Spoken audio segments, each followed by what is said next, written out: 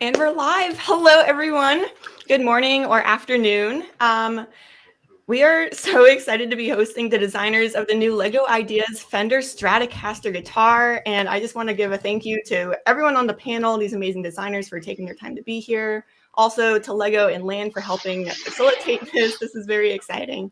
And so I'm just like really curious, like, let's just go around the panel real quick. We'll start with Marin at the top. Like, what's your history with LEGO? Like, where did you start? What do you primarily work on now? What are some other things that you do? Just, yeah, who are you and what do you do with LEGO?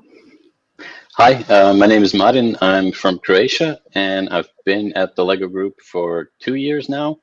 I started in Creator 3-in-1, and that's been kind of my home base. I did this for Ideas and another set that's soon to come out. Cool. But now I'm back in 3-in-1. Oh, great. Yeah, and I'll just add too, we were talking about it a little bit before the stream, but he's also responsible for the 3-in-1 Creator Ferris wheel, the fun one. It says fun on it. Yeah. The really cute one.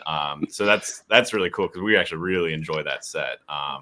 I think really lately 3-in-1 has just been knocking it out of the park with a lot of what they've been doing. Very cool projects. So definitely. Really nice. Really like that. Alrighty, and Ricardo, so yeah, who are you? What do you do with LEGO? Like, what themes do you work on? All that kind of stuff. Okay, so my name is Ricardo. I'm Portuguese. I've been working for the LEGO Group for 4 years now as a model designer. I've been around in many themes, so I started in Ninjago, moved on to Elves, to Friends, helped out in Mario. Now LEGO Ideas, I work on the exclusive New Year's Eve set that came out. I don't know. I've been around. I've made many things now. Wow, that's awesome. amazing. Those are some great themes, by the way, too, that you're picking. I heard you mention elves. That's one I of love our... those dragons. Those are like one of my favorite retired themes. It's super cool. Absolutely love it. Oh, really cool. That's amazing. And then Bea, so yeah, tell us about yourself. What themes do you work on, and what do you do for LEGO? Yes, I'm Bea, and I'm a graphic designer for the LEGO Group. And I've been working for LEGO for 4 years, almost. And I normally work for LEGO Friends. So I'm the one designing the mini dolls and stickers and decoration for LEGO Friends. And I love it so much. And I also helped out a bit in Harry Potter. Like some of the Dumbledores out there are my design. Oh, wow. That's so cool. And of course, I did the graphics for the Fender Stratocaster as well. Great. Oh, that is so cool. Wow, it's amazing how you guys, it's funny because, you know, us just as the consumer, you know, sometimes we don't really think about how many people and how much work is put into this, but it's cool like getting to meet you and seeing like, wow. Like all these pieces that come together to make a set, and it's totally different like skills and expertise, but I love that. And so I guess like this is a guitar, right? Like this is a musical instrument, and I see in the instructions and like from the thumbnail on this video, you guys are all playing guitars or bass. Like, what's your musical history? Like, do you guys play guitar or bass? Like, yeah, I would just love to hear a little bit about that. We can start up at the top with Marin again. Yeah, I've been playing the bass guitar for 15-ish years. And the bass that's in that image from the instructions booklet, that's my own bass that I've had for 15-ish minus 2 years, maybe. And it's a fretless bass that I got when I transitioned from the bass guitar to the upright bass. And I just love the instrument so much that I've kept it all these years. Oh, that's great. I love that. Yeah, I really like, I guess in general, Fender, I mentioned before the stream, but I also play bass. I have a Fender jazz bass. So yeah, I feel a real connection there because the bass guys got to stick together. Yeah, this is fun for me too. Like I played a little bit of guitar. I took like a year or two of lessons when I was a kid. I thought guitar was cool, like everyone else does. So it's just really cool to have this set. But yeah, Ricardo, are you a musician as well? Yeah, I actually used to play live when I was younger, so I did a few gigs back in the day. Oh, cool. I've been playing guitar for more than 20 years now, so it's more than just a hobby. It's a real passion for me. Oh, that's Oh, I love awesome. that. So it made total sense for me to jump on this project. As Great. soon as I saw this, I need to be on it. That's amazing. And then Beo, how about you? Yeah, my passion for music is actually a bit different. So I'm happy that you believed I was playing guitar in the instruction. That was real. But I'm actually serious here. Looks legit. But I'm not a musician. I used to play a bit of piano, but my neighbor thanked me when I quit. So my passion for music is more like I used to be a ballet dancer. Oh, So wow. it's more on the listening part. Oh, And cool. I'm also doing like before pandemic, of course, I was going to a lot of concerts. Like every weekend, I was off to go see some gigs around. Oh, that's cool. With my sister or my friends. Yeah. I think like so what I'm hearing from all of you guys, I feel like that really represents the people that this site is for too. It's not just for people who are like really into playing guitar, but also just music enthusiasts, people who enjoy music. Like, you know, I played a little bit of guitar, so it's kind of nostalgic. And so that's amazing. Yeah, I love that. Yeah. Well, I think without further ado, let's get more into the actual build itself. I think we've written down several questions that we have taken from our Instagram. I asked my community on YouTube, Instagram for some questions. So if you guys are in the chat watching, thank you for submitting those. That is amazing. So I think the main thing for a lot of people is the color. Pretty much like I must have gotten like 40 questions from people all saying the same thing. Why red and black? And I know that in the the original red here. Oh yeah. I think the Ideas design, I'll kind of hold this up for reference. It was yellow and I like that, but I think, I don't know. I mean, that's a conscious decision to do red as well as black and have it interchangeable. Like, how did that come to be? Why did you not do yellow? Just like, tell me everything about the color choice. Can I take this? Yeah, go ahead. So we wanted to honor Tomaž's fan model that had in one of the images the guitar in 6 or more different colors. And we wanted to bring that experience of walking into a guitar store and not just buying the guitar that's there, but actually choosing the color you buy. And red and black were two of the most iconic colors, and we wanted to give people the option of a more like subtle display, like the one you guys have, or the more bright display with the red. Yeah.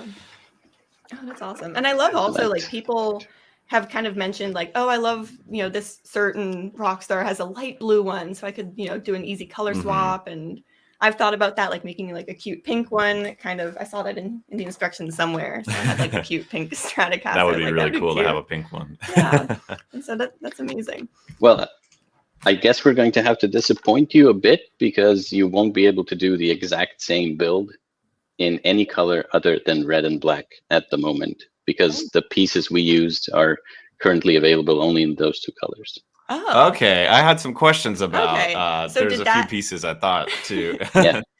Okay, thank you for letting me know. I would have gone crazy on Bricklink or something like, what are these? Yeah, but with a bit of creativity, I'm sure you can make it work in other colors as well. Okay. Well, that's great to know. So did that have to do with your decision on red and black, or was it just kind of convenient that way?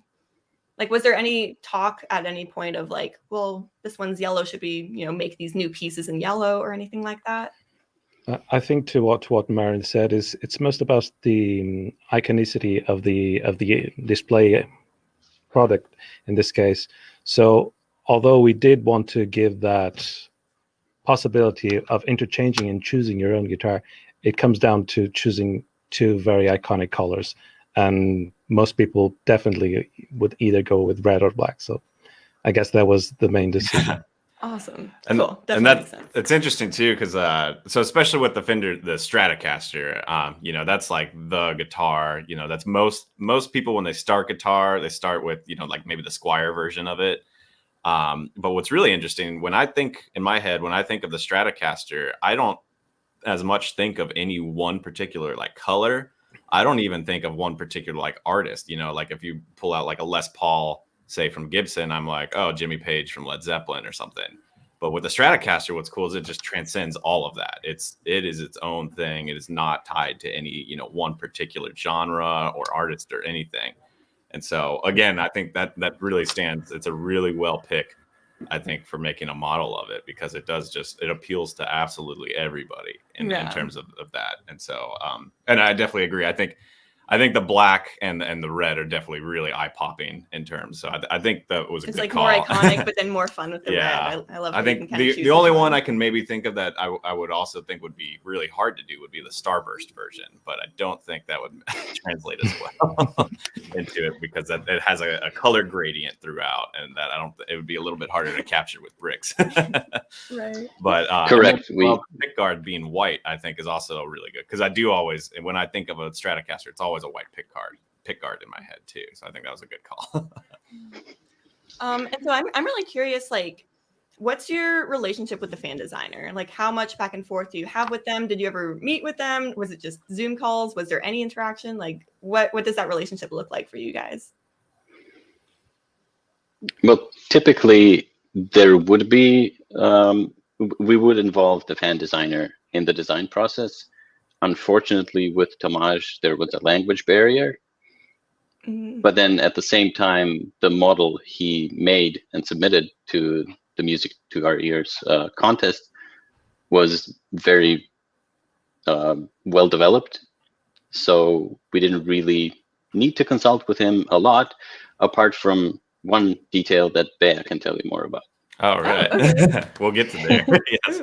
Oh, that's great to know. That's really impressive on his end too, that he's able to make something just so easy to work with, because it is a really good fan design. It looks amazing. Yeah. Yeah, I guess into that, I was kind of hoping we could get a little bit more into the graphics. You know, I keep flattering you guys with a lot of this, but one thing that I really love about this guitar, and it's kind of hard to see it from here, but is the printed elements that are done. So the really important one, which is also on the top of the box, and the Fender up there. Yeah, the Fender printed 1x4 slope piece. But the other one I really, really appreciate is the fretboards. So there's actually 4 unique individual pieces for the fretboards, and I really appreciate that. The pickups themselves are also printed.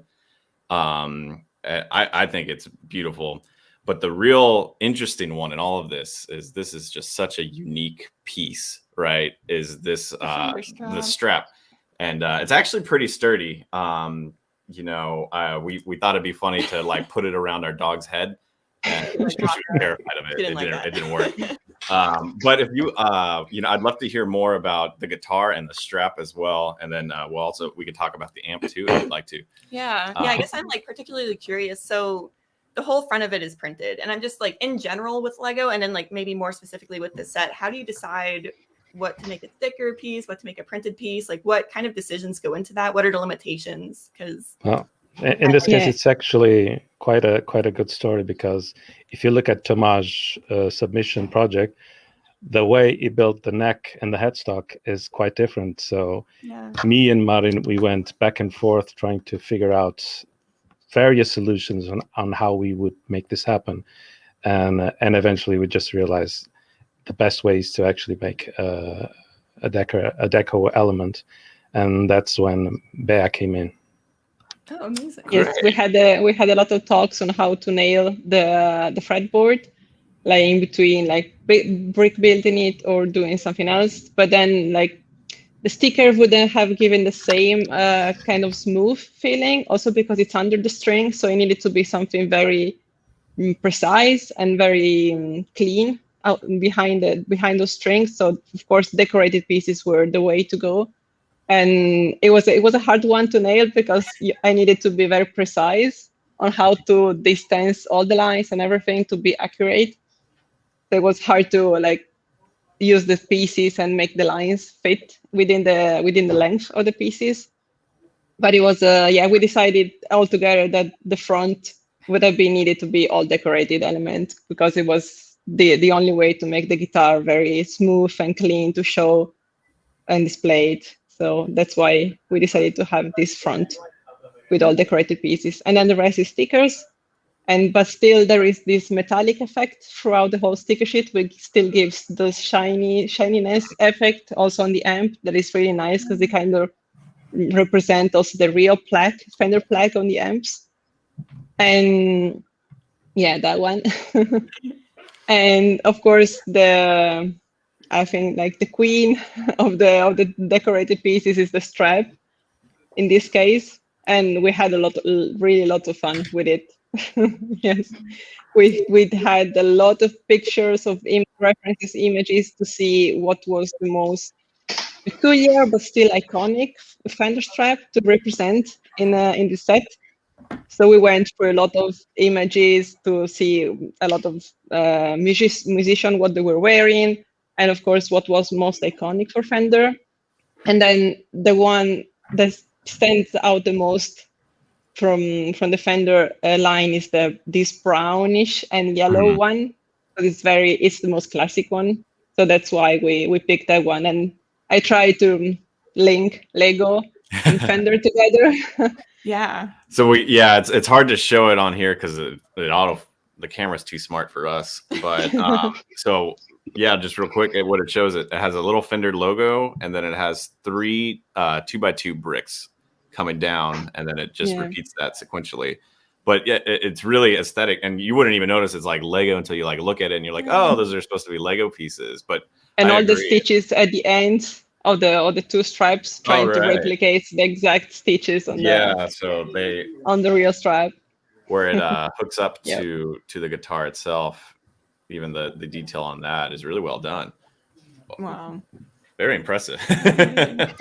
So what was the most fun like graphic design aspect of this set to do? Like, did you have the most fun with the strap, or like what was just really exciting for you? I think it was definitely the strap, because we had a lot of iteration about it, a lot of color combination to try on, a lot of materials that we tested out to see what was the best with the graphics on.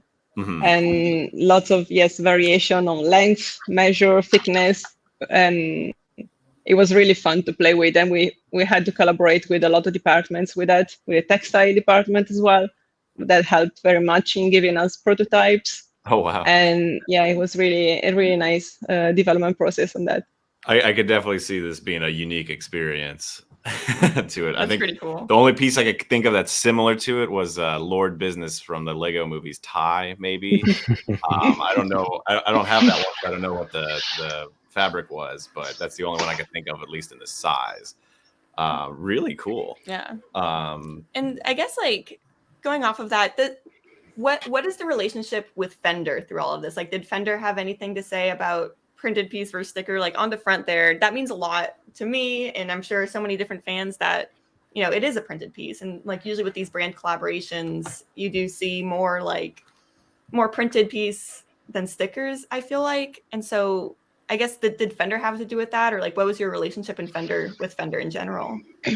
Well, we had a lot of calls with them, and which was really nice because of the time zone difference, they were having like sunshine and we were having an after dinner tea and we were talking, and so it was really nice. But yeah, we did talk a lot about decoration, stickers, strap particularly, but it was a very nice discussion always, so we were always on the same spot, so it was very smooth collaboration. Oh, great. That's great. So I'm taking it they're really excited about it. Yes, we were.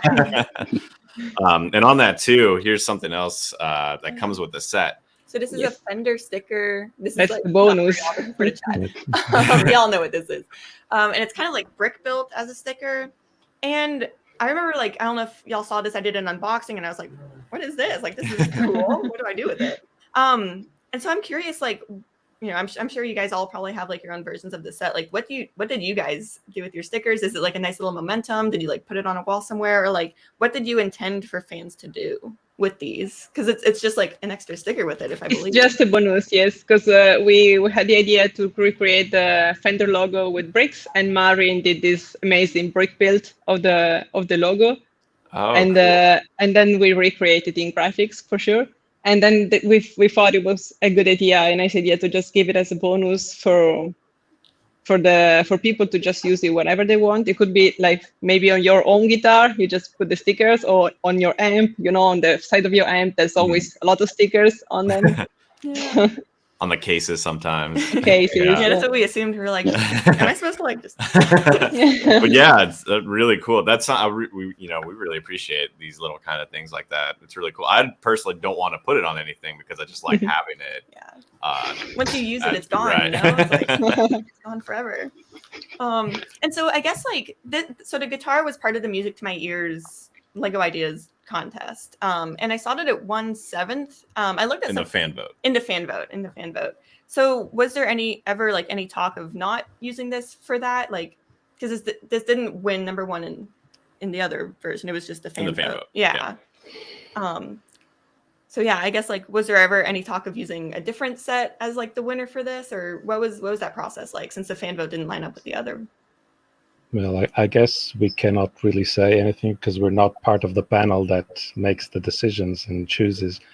I mean, we're just given the opportunity to work on the set. I not being part of the panel, I cannot really say or disclose anything about it. They just told us we're doing this. And okay, great. Well, cool. So that's great to know. So just because we're always interested to see how things are working. So that is really interesting to know that designers, you guys as the designers, are just doing the design. You're not part of that, so that I would appreciate that. And I guess like leading on to that, what is the process like? So this was selected as the winner for the Music to My Ears. At what point did you guys get contacted? Like, hey, you're going to be designing this. Like, what's the timeline for that? Like, how are you guys selected versus other people? I'm just really curious about the actual process. We contacted them, right? Because we heard they were making this. Yes. And as soon as the Ideas team sent out an email to all designers saying, hey, we're going to be doing this thing. Is anyone interested? And then we sent our stories about us in music, and they said, cool. All right, it's going to be you guys. Oh, that's really cool. That's so, I did not expect that. Yeah, so that's interesting. I guess, like I mentioned before, we're always interested in hearing how it works. So it's almost like, a call gets put out, and you guys, in a way, audition, right? Because music for the part of building the guitar. That's really cool. That is really cool. Yeah. I did want to talk about the amp as well, because I feel like it hasn't been given enough love yet. Yes, the amp. Now this amp, it's funny because I think both Emily and I had the same reaction. Was we immediately just looked at the guitar and we're like, whoa, look at the guitar. Whoa, it comes with 2 colors. Look at those printed pieces. I love how they did the strings. Yeah. And then you see the amp. And so this is the Princeton Reverb amp, pretty iconic. This is the amp you see. A lot of people who usually start off, they have maybe the Squier version as well, and they kind of elevate to this. And you see, almost all my friends that play guitar have this amp or a version of it. But what's really interesting, and we've seen a lot of people comment about it too, is that, wow, I like the guitar a lot, but the amp is actually really detailed. Like in some ways, I'm like, there's a lot. It's over detailed, but not in a bad way. But it's a lot more detailed than I would like. I was building it, I was like, oh my god, does this work? Oh my god. It almost looks like it. So what's interesting here is it uses a lot of these tiles kind of wedged between studs. This is always a funny technique when it's brought up, because some people consider this, depending on who you are, they consider this an illegal technique, which of course we're going to ask you guys about, what's your thoughts on illegal techniques versus how you did this. But I think it does it a lot of justice the way it does. I mean, it really looks like it would in an amp. The other things I wanted to talk about here on the back, I mean, it even has the little copper coil that speakers generally have.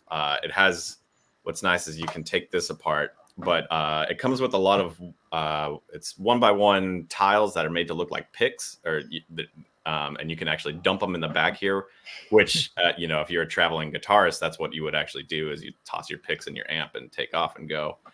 And then, of course, there's also this sticker element too, which I want to talk about here in a minute as well. To see it, but overall, I was telling Emily, I was like, there's nothing bad I can say about this amp, even if I try.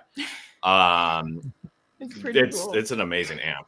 So if you guys want to tell us a little bit about how the amp was kind of designed, came to fruition, and then as well, I would like to talk about the sticker piece on the back.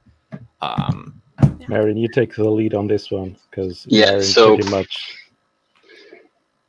Yeah, I guess I had the lead role on the amp, and why we did the amp is because Tomasz included it in his submission. He had, you can see that we pretty much kept the layout he had with the guitar on the stand and the amp, but we wanted the amp to be an actual amp and to look like an amp inside and out, because on the outside it's pretty bland, it's just a big black box.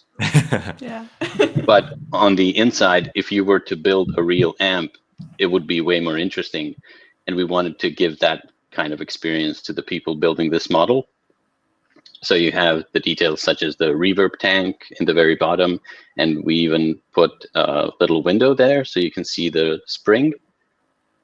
And then, all of the tubes and the electronics. And one of my favorite things in this is the way the speaker is mounted. So I have here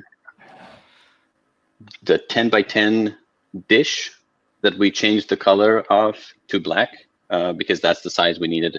This one's dark red, obviously, just so it's easier to show it on camera. Yeah. And because we use this for the speaker, right? But all of the connection points it has are in the very middle. But in the real amp, the speaker is not mounted on the middle because it wouldn't work. It's just screwed in with 4 screws on the outer edge. And so what we did was, in the wooden panel on a real amp, in order for the speaker to work and for the sound to get out of the amp, there's a hole cut out in the wood. And we have that hole in the model. You cannot see it once you build it, but it's there. And again, I have a model. I remember building that and I was so confused. Like, did I do this right? That's so cool. So I mocked up the hole that's cut out for the speaker. And so, as I said, I really didn't want to connect the speaker through the middle because that would be incorrect to the real thing. Right. And then luckily, I just placed 4 of these 1x1s with a side stud in the 4 corners that are already there because of the arch pieces. And the 10x10 dish just sits really nicely in there. And you just put 4 1x1 rounds, and then there are the 4 screws that hold the speaker in place. That is incredible. And this to me is my favorite moment of building the amp, because it looks like so intentional, but it was actually just a lucky coincidence that it fits this way. We won't tell. And so you get that, and you get that experience of screwing in the 4 screws to get the speaker in place. Emily built the amp, so I didn't get to enjoy that one. So I really appreciate you showing me. I had no idea that went into it, but that is such cool. I've never seen a connection like that before. Really cool. As far as we know, this is the first time it's been done. I think it's the first time, Wow. Interesting. Well, we can name it after you, I guess.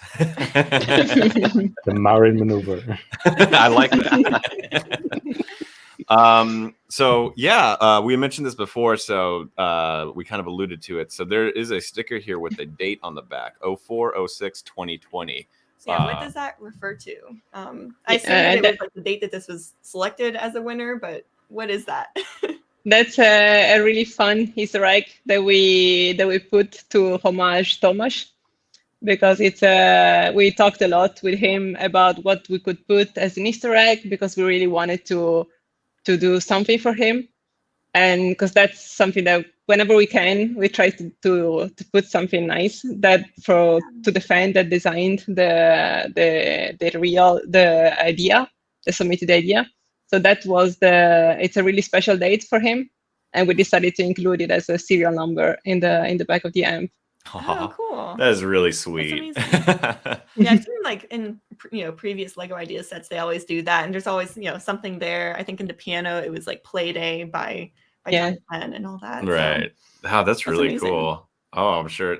So more about him. So I'm assuming he's seen the set now. What do you have any idea what his thoughts are on it? I'm sure he must be thrilled. In the calls. Yeah.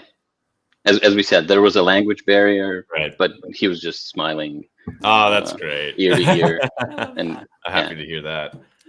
And then we alluded to this one earlier too. I think a lot of people are curious what on the top part. You might have to explain. Yes. What are your thoughts about like illegal techniques in general, and also did at any point were you like, should we be doing this? Like, it just totally caught me off guard during the building process. So I guess what we should explain is that when we say illegal building technique, it just means things that we are not allowed to do in official models in sets. That's not to say there's a police that's going to come knocking at your door and, hey, you're not allowed to use this connection. So you can do whatever you want at home. And when it comes to wedging stuff between studs, like we did on the motherboard for the electronics, you are not allowed to wedge in plates.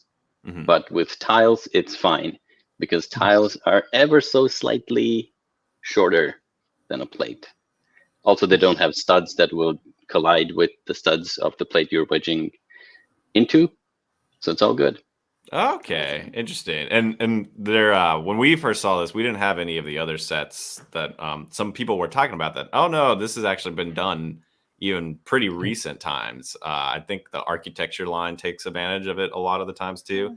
And so, yeah, we did do our kind of more research into it. And yeah, and that's what we had found, that really it just seems like as long as you're not putting an unnecessary strain on the piece, everything seems to be fine. Yes, we wouldn't use it as a connection to hold a really tall thing and a heavy thing, like anything that's load bearing, you wouldn't really use it.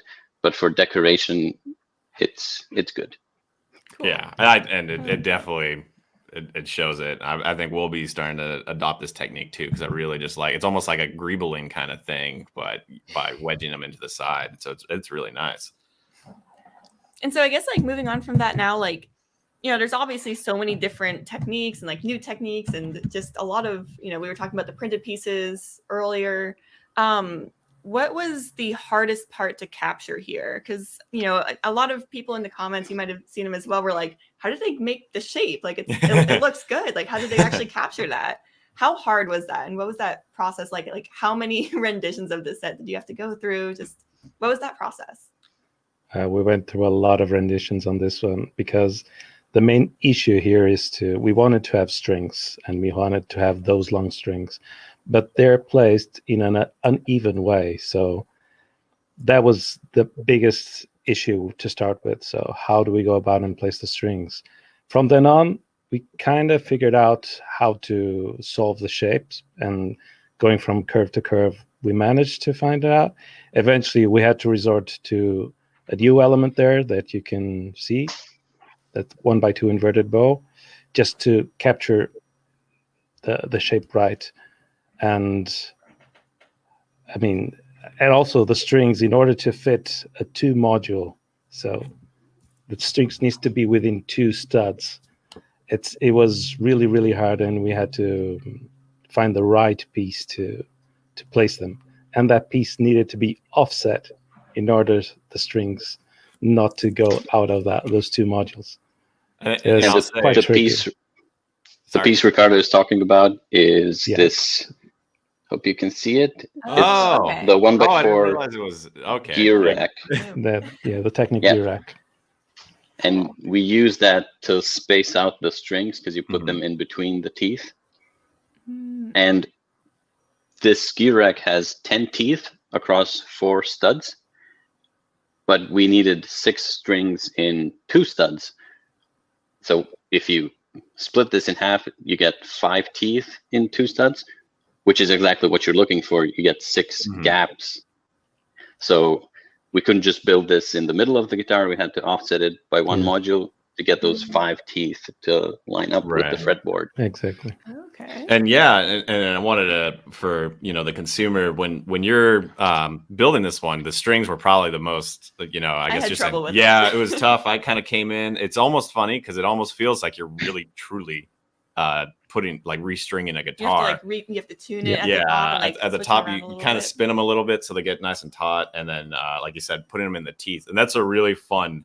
I don't want to spoil too much on how like the teeth part is cool, but like how it gets connected and how you picked the exact distances, because on the inside it's completely wild how the strings are attached.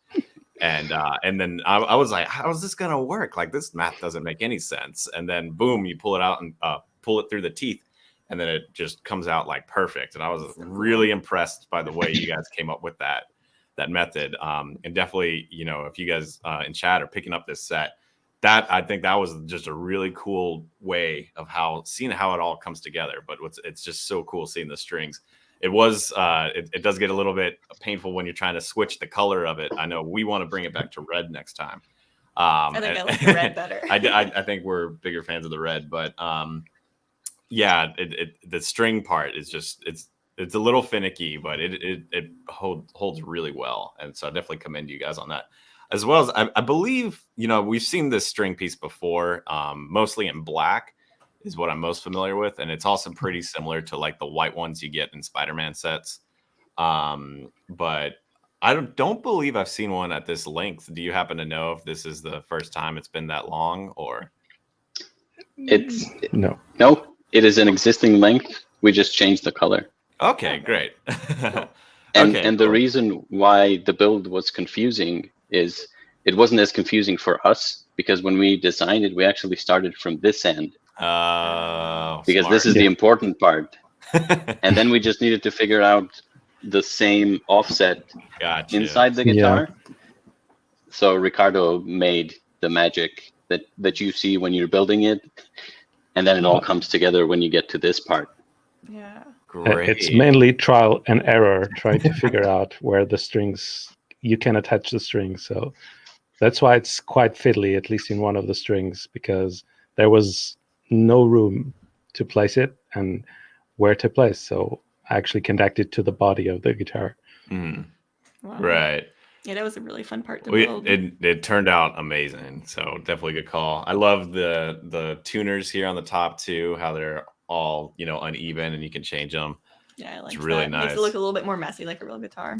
The last thing I want to talk, there's a third build that everybody forgets about. And it's not getting enough love, I believe. And that is the guitar stand. And what's really cool is, you know, you guys could have just easily made the simplest Technic pieces and just been done with it. But I feel like there was even a lot of work that went into this simple thing, because it has, you know, pretty much, I guess, the only function of that it's retractable like that. And I'm like, well, that's really cool. And the other part that I like too is that you stuck with these little rubber Technic pieces, which is really nice, because, you know, with a real guitar stand usually has some sort of rubber or matted thing on there to keep your guitar safe. So I really I like that, and it keeps the friction up there. If you guys wanted to, do you have anything you want to mention about the stand? I know it's a simpler build, but I think it's really cool. I mean, we're going for perfection here. So we looked at guitar stands, how to make a guitar stand. Well, guitar stands actually fold, so this one needed to fold as well. That's great. And the rubbers. I mean, we just don't want you to put the guitar on shelf and the next day it just happens to be on the floor because it slipped. So there, makes sense. It gets at the proper place. It looks like we have a question in chat, actually. So did you get the right, I guess I can pull it up here. Did you get the right distances through trial and error for the strings, or by doing some Lego math? Like how did you guys get that to work? Well, initially I tried some Lego math, so trying to invert the offset, but then because of the thickness of the guitar, we cannot place the strings without getting too thick. So eventually it came down to a bit of trial and error, not on all strings, but on probably the last two. Okay. It's interesting. Yeah, it's always funny. We do the same, you know, we're coming up with their mock and we're like, okay, let's do some Lego math, and then nothing works. And then it ends up usually just being, you know what, let's just stick some pieces on and kind of go backwards. I guess that's a common tale for a lot of us.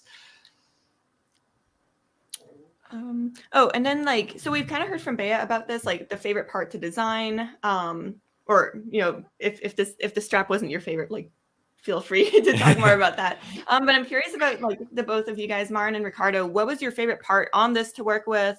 Yeah, I guess just like during the process, like what were you most excited to work on from this set? Well, for me, build-wise, there are two big focus points on the build, which one is in the guitar and the other one is in the amp. And the guitar for me was the strings. Placing the strings was like a epiphany moment. We made it.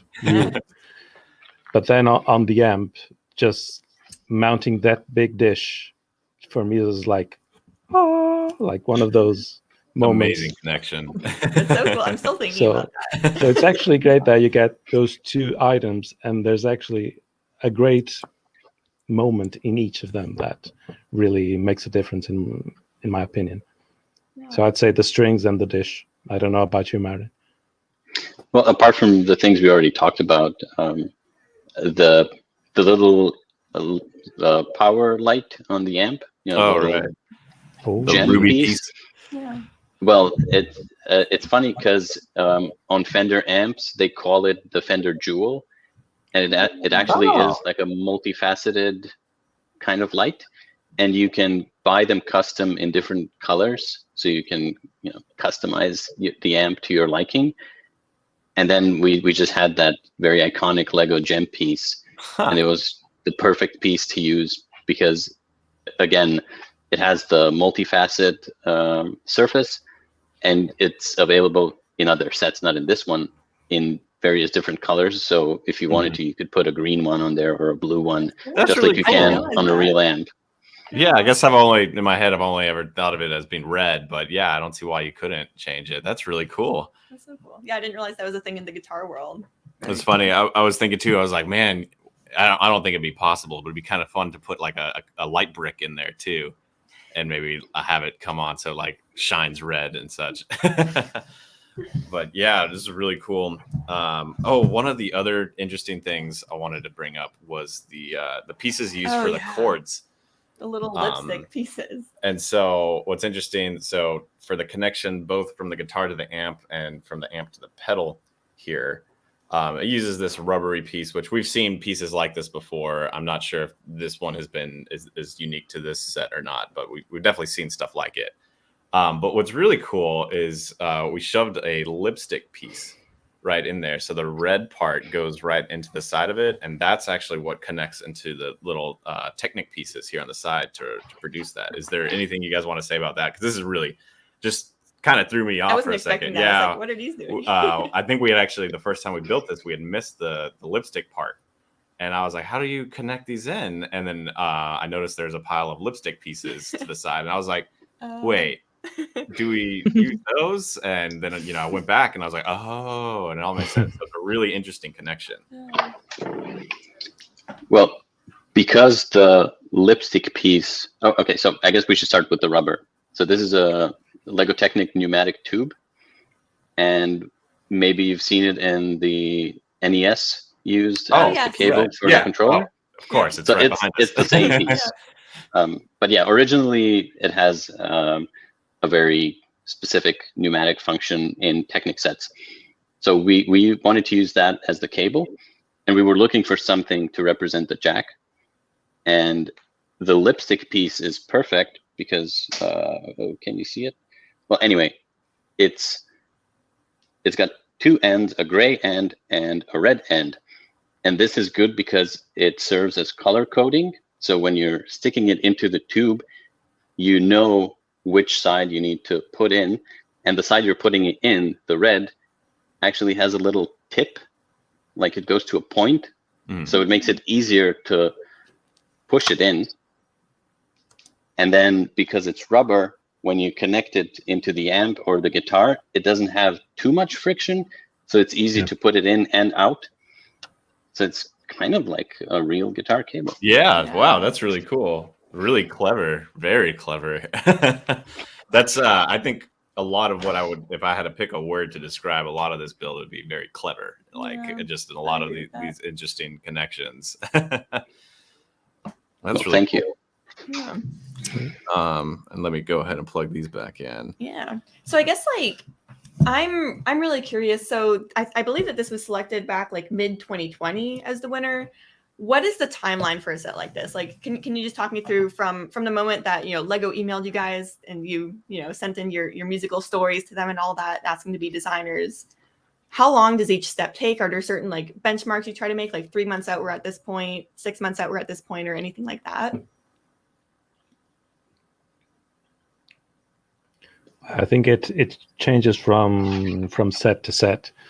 It depends on whether the IP partner wants it released at a certain date, or and if it also fits the LEGO Group schedule. And I mean, again, this is a executive decision, not really up to us designers, but we do have our design process. I mean, do need time to make this work and figure out how to go about all these challenges that the final model presents, And I don't know, Marin, it took us a few months of work to figure out the entire thing.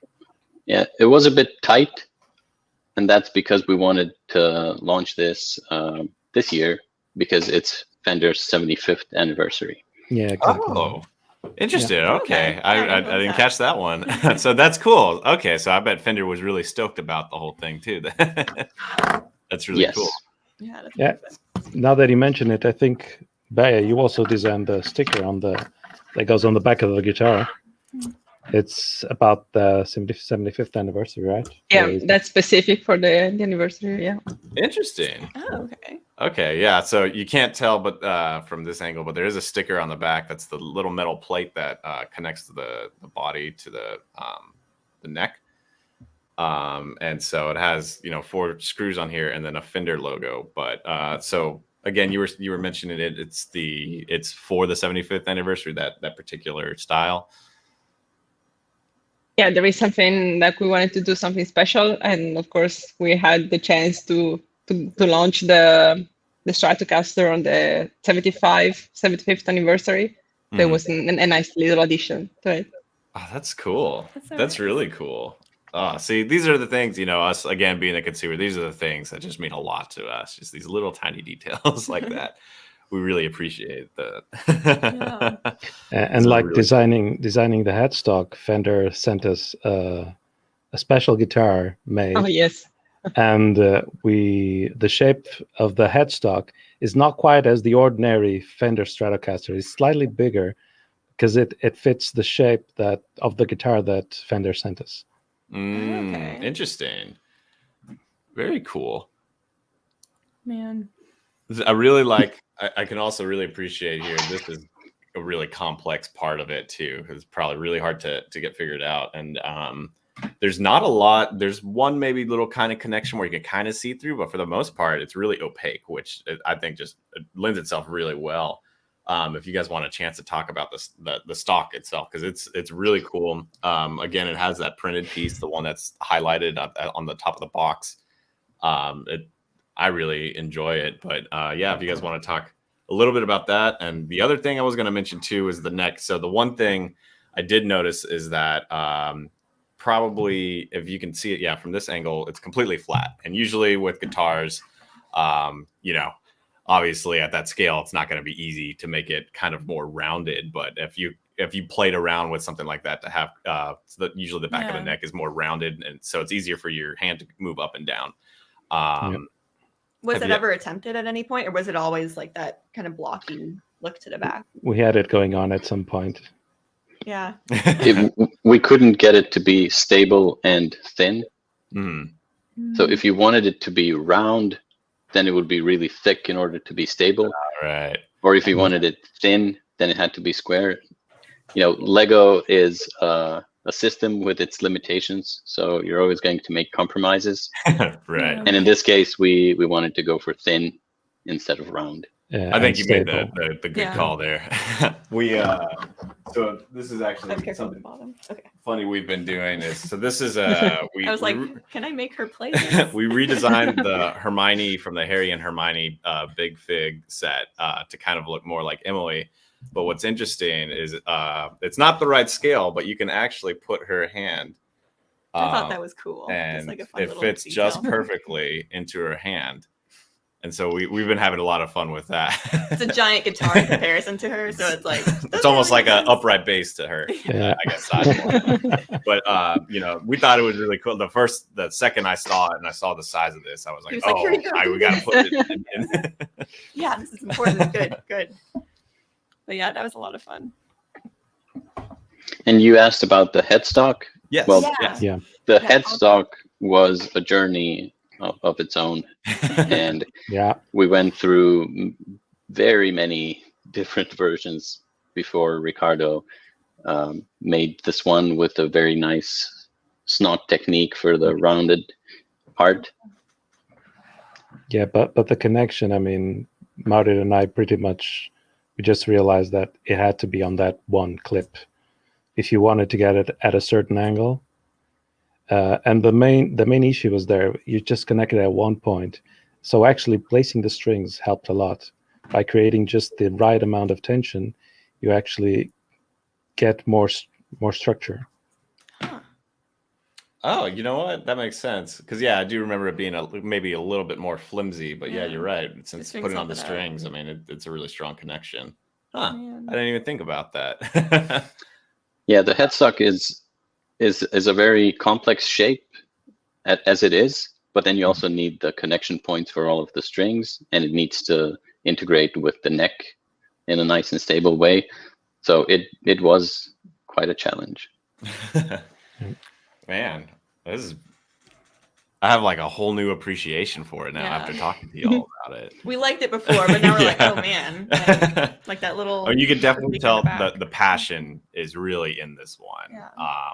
Not to say most of it you could really tell, but like this is just, I mean, again, a phenomenal build. I was super thrilled to see it.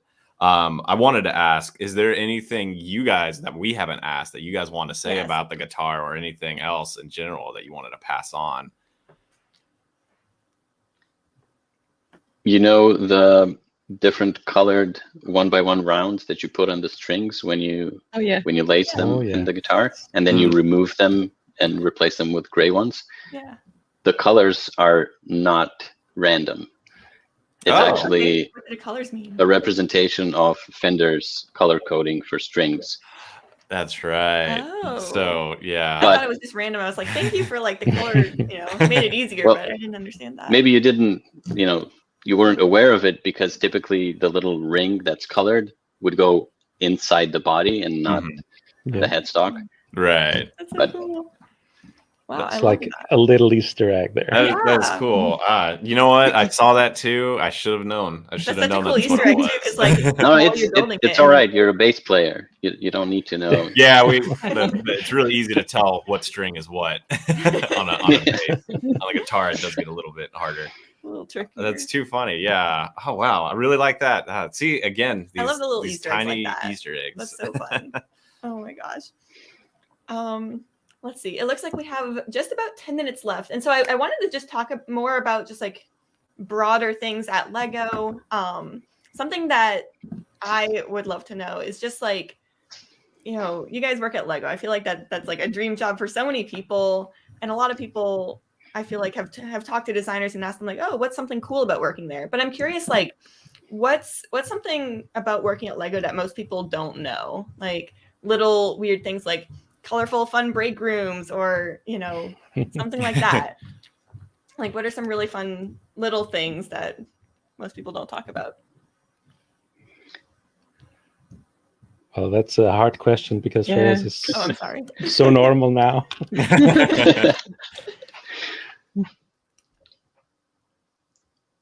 Drawers filled with bricks, all that, maybe. Oh, yeah. That's exciting. I mean, one of the things I do enjoy a lot here is sometimes when you're just a bit tired of looking at the computer for so many hours, you just go for a walk around the building and check what everybody else is doing. And you're just blown away. Wow. You're just like, wow, we're making this. Wow, we're really making this. And then, you'll see what's coming.